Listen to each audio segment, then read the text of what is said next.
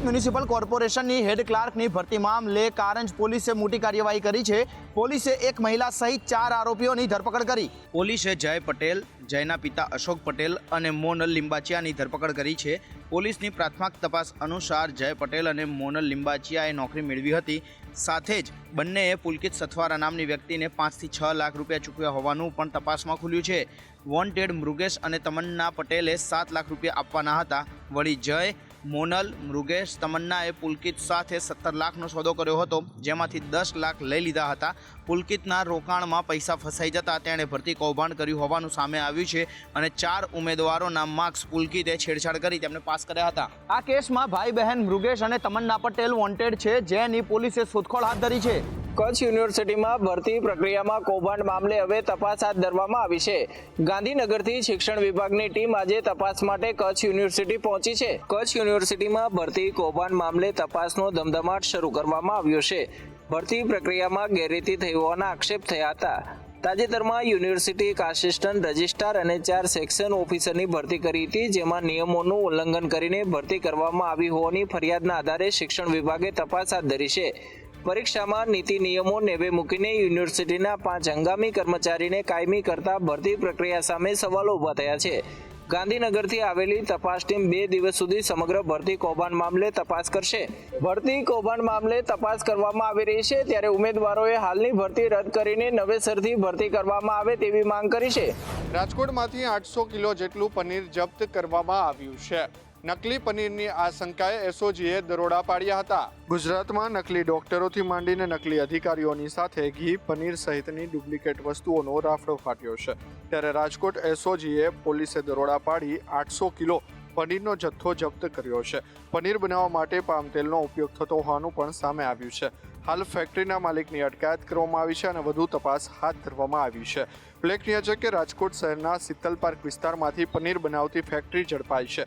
SOG પોલીસની team આ જોઈને ચોંકી ગઈ હતી। આ રેડ દરમિયાન લાખોની કિંમતની 800 કિલો નકલી પનીરનો જથ્થો જપ્ત કરવામાં આવ્યો છે અને આગળની કાર્યવાહી હાથ ધરવામાં આવી છે। રાજકોટ શહેર એસઓજી દ્વારા શીતલ પાર્ક વિસ્તારમાંથી પનીરની ફેક્ટરીમાંથી 800 કિલો જેટલું પનીર ઝડપી પાડવામાં આવ્યું છે। આ પનીર હોટલ, રેસ્ટોરન્ટ અને રેકડીમાં સપ્લાય કરવામાં આવતું હતું। ભાવનગર શહેરમાં થયેલ ધાર્મિક દબાણો ઉપર મનપાનું બુલડોઝર ફરી વળ્યું છે। ગેરકાયદેસર દબાણો હટાવાયા છે। ભાવનગર શહેરને દબાણ મુક્ત રાખવા માટે તંત્ર કટિબદ્ધ છે અને દરરોજ દબાણો દૂર કરવા અંગે ડ્રાઈવ પણ હાથ ધરવામાં આવે છે। ત્યારે એસ્ટેટ વિભાગની ટીમને લેખિતમાં ફરિયાદ મળી હતી કે બાર્ટર લાઇબ્રેરી વિસ્તારમાં આવેલા પિંજારાવાડમાં 2 ધાર્મિક દબાણોનું દૂષણ વધી રહ્યું છે। તે માહિતીને આધારે અગાઉ આ દબાણોને નોટિસો પણ ફટકારવામાં આવી હતી। આમ છતાં દબાણો ન હટાવતા આજરોજ ટીમ પોલીસ કાફલા સાથે સ્થળ પર પહોંચી હતી અને દબાણો દૂર કરવાની કામગીરી હાથ ધરી હતી। આ કામગીરી વેળાએ સ્થાનિકોએ તંત્ર પર પ્રેશર પણ કર્યું હોવાનું જાણવા મળ્યું છે, પરંતુ તંત્રના અધિકારીઓ અને કર્મચારીઓએ મક્કમ મનથી કામગીરી આગળ ધપાવી હતી અને ગણતરીના સમયમાં જ બંને દબાણો ધરમૂળથી દૂર કરાયા છે। અમદાવાદ આરટીઓ દ્વારા એક આંકડો જાહેર કરવામાં આવ્યો છે, જેમાં 1 વર્ષમાં ડ્રાઇવિંગ ટેસ્ટ આપવા આવતા 35% જેટલા લોકો નપાસ થઈ રહ્યા છે। અત્યારે ડ્રાઇવિંગ લાયસન્સ જો તમારે જોઈતું હોય તો ડ્રાઇવિંગ ટેસ્ટ આપવો ખૂબ જ જરૂરી છે અને ડ્રાઇવિંગ લાયસન્સ માટે જે ટેસ્ટ આપવામાં આવે છે, જેમાં અમદાવાદમાં 30 થી 35% જેટલા લોકો નપાસ થઈ રહ્યા છે।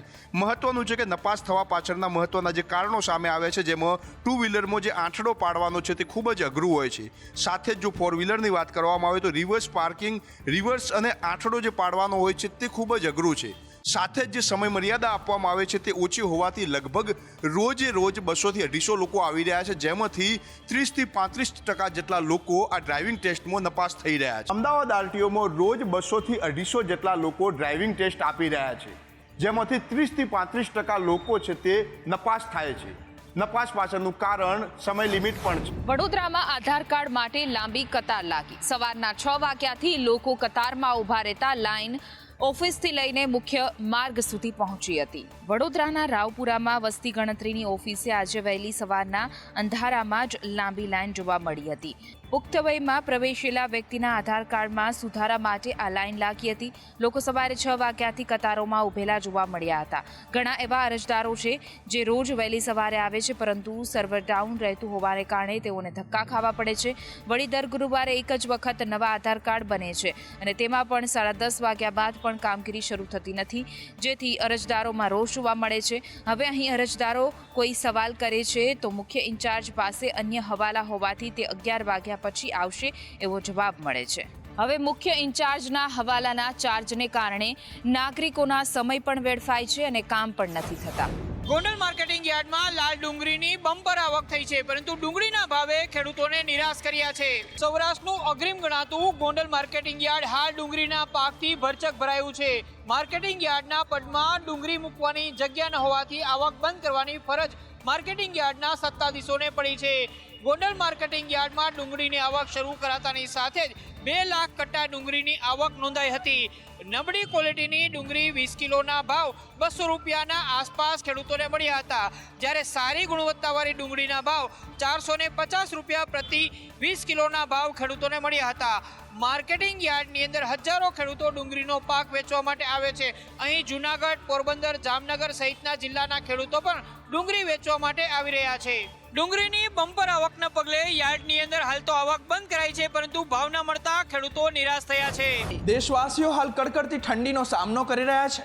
હિમાચલમાં તાપમાનનો પારો -13 ડિગ્રી પહોંચી ગયો, તો કેટલાક રાજ્યોમાં વરસાદની આગાહી કરવામાં આવી છે. જમ્મુ કાશ્મીર અને હિમાચલ પ્રદેશના પહાડી રાજ્યોમાં હિમવર્ષાના કારણે મેદાની વિસ્તારોમાં ઠંડી વધી છે. દેશના 15 રાજ્યોમાં ધુમ્મસનું એલર્ટ જાહેર કરવામાં આવ્યું છે, જેમાં દિલ્હી, પંજાબ, હરિયાણા, ચંદીગઢ, હિમાચલ પ્રદેશ, ઉત્તર પ્રદેશ, મધ્યપ્રદેશ, બિહાર, ઓડિશા, આસામ, મેઘાલય, ત્રિપુરા, મિઝોરમ, નાગાલેન્ડ અને મણિપુરનો સમાવેશ થાય છે. આગામી 2 દિવસમાં યુપી, રાજસ્થાન અને બિહારમાં વરસાદની સંભાવના છે. 12 જાન્યુઆરીથી જયપુર, બિકાનેર સહિત 4 જિલ્લામાં ગાઢ ધુમ્મસ રહેશે. ગુરુવારે એમપીના 9 જિલ્લામાં કોલ્ડ ડેનું એલર્ટ આપવામાં આવ્યું છે. હિમાચલ પ્રદેશના લાહોલ અને સ્પીતિમાં તાપમાનનો પારો -13 ડિગ્રી પહોંચી ગયો છે. રસ્તા પર અવરજવર અટકી ગઈ છે, તો કેટલાક પ્રવાસીઓ હાલમાં ત્યાં ફસાયેલા છે.